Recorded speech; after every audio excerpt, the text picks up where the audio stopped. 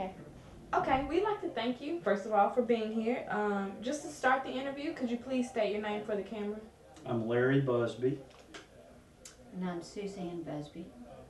What was your address here on Audubon? Our address was 1019 Audubon Drive.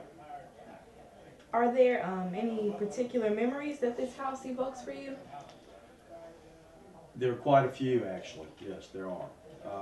I was 8, 9 years old when Elvis and Gladys and Vernon moved into this house, and we were one house across the street and up, so we were pretty close proximity to the Presley house. So I remember I have a younger brother and a younger sister, and they don't remember too much about the activities going on and around the house, but I remember pretty vividly a lot of things that happened here for the short period of time that the Presleys lived here. I grew up in Memphis. I'm from Memphis, and I was about 12 or 13, about the same time that Elvis became famous. And my connection with Elvis was that my second cousin was his employer prior to him becoming famous at Crown Electric. They owned Crown Electric, Gladys and Tip Tip. Okay. Could you tell us maybe a few of your stories that you have with being on Audubon with Elvis?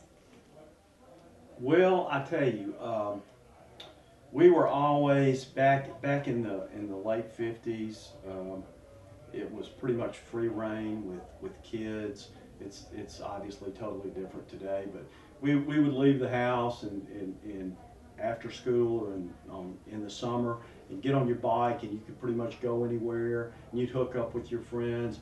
And we were always kind of fascinated by Elvis. We didn't really understand the enormity of his popularity when you're 7, 8, 9 years old, but we figured it out pretty quickly when we saw how many cars were up and down the street and how many people were gathered in front of his house waiting on the autograph sessions and so on and so forth. But after a few months, when you couldn't really get up and down Audubon Drive because of the traffic problems, I was out on the sidewalk one afternoon, and I think it was on a Saturday or Sunday, and all these people were just bumper to bumper up and down Audubon Drive. And they said, you know, what are we going to do? Where can we park? And I said, well, why don't you pull up in my driveway?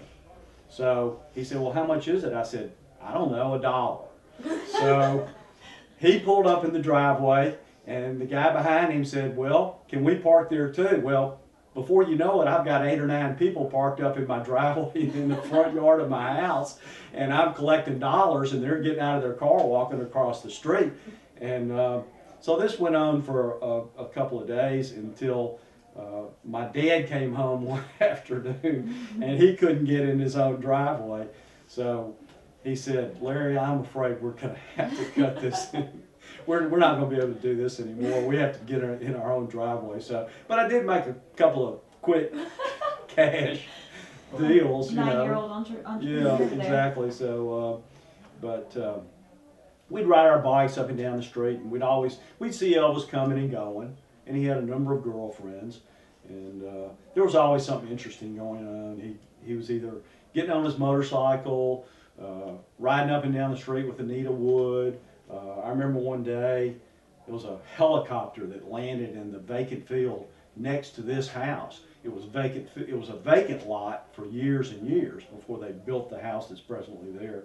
And a helicopter comes down. Well, I mean, a helicopter in your neighborhood landing in a vacant lot next to Elvis' house. Here comes Elvis and one of his girlfriends, and they get in the helicopter and get in the chopper and take off.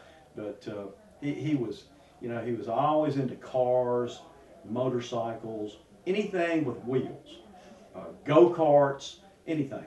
He was always looking for some kind of, I think he probably would have made a great race car driver, because I mean, he was fascinated by speed. And And then one other time that I vividly remember was one of the neighbor, we were out riding our bikes, and it was hot, it was during the summer, and Gladys was out, his mom was out in the front yard, and I don't know what she was doing, I don't know whether she was getting the mail or what she was doing, and we just kind of stopped on our bikes, and she said, "You guys hot, aren't you?" I said, "It's really hot." She said, "Well, you want to go swimming?" I said, "Yeah, you know, we heard about the pool, but we never saw it." "Well, yeah, we'd love to." "Well, okay, you can come back and go swimming." So she said, "Are you hungry?" I said, yeah, we're kind of hungry. You know, little kids are always hungry. And of course, Elvis always had peanut butter around. You know, he loved peanut butter. So she made us a peanut butter and jelly sandwich. And we sat out of this room right here and had a peanut butter jelly sandwich, and she would not let us go in the pool for 15 minutes. Because if you do, you'll get cramps. Remember that? Y'all don't remember that, you're young, but the old wives' tale was if you went swimming right after you ate, it would cause cramps. Well, it doesn't, but that's what they thought then. So we sat out on the porch and talked to her. She was in and out. And then after about 15 minutes, said, "Y'all can go swim." So we felt a little uncomfortable. We went swimming for maybe 10 or 15 minutes and then got up and got on our bikes and took off. That's great. So those are the things that I remember vividly. I'm sure I remember people all the time coming around. I spent a lot of time in this house after Elvis moved because I became friends with the people that bought this house. The Moores and the Stewarts and the people that they had children my age. Then I was in and out of the house all the time. But actually when Elvis lived here, that was the only time that I ever remember being in the house. Were you able to, you know, I met Elvis's mom when those people moved in? Were you? Yeah, I mean, I probably said that, but it didn't make that much of an impression on me. Mm-hmm. I'm more impressed by it now than I was when I was 9. Do you remember you and your family loving Elvis's music at that time, or? My dad was a huge Elvis fan. He loved Elvis. Up to the time, in fact, when he died at St. Francis Hospital, we took a tape of Hound Dog when he was semi-conscious in his bed. He was 85 years old, 84 years old, and he was within a few hours of passing away. And we played Hound Dog on the tape, and he actually got a smile on his face. Oh. He loved Elvis Presley. Good But I remember one other story, and I wasn't there, but it was told to me by my dad. Excuse me. A bunch of the neighbors had gotten really concerned about the traffic problems. I mean, obviously, you got all these people that are on the street, what are you going to do? And a few of the neighbors were gathered on a Sunday afternoon out in front of Chris Myers' house, which is right directly across the street. And Elvis walked over and introduced himself, and he said, "Gentlemen, I am so sorry about all this traffic and all this turmoil that has caused in the neighborhood." He said, "I never thought that this would happen." I mean, Elvis, this was the pinnacle. He bought they bought their first house after living in so many different places, and he just thought it would be a normal house and a normal life. Well, obviously it was really wrong about that. And he said, "But I want to tell y'all something. I'm sorry about everything, but I want you to know that I'm going to be moving. I bought a little place out in the country." And he had bought Graceland. And he said, "I'm going to only be here for another few months." And sure enough, the moving vans moved up one morning and he was gone. That's interesting. Okay. Well, thank you. You're welcome. And we really appreciate Thank y'all. you guys. Thank you so story. much. Glad to be here.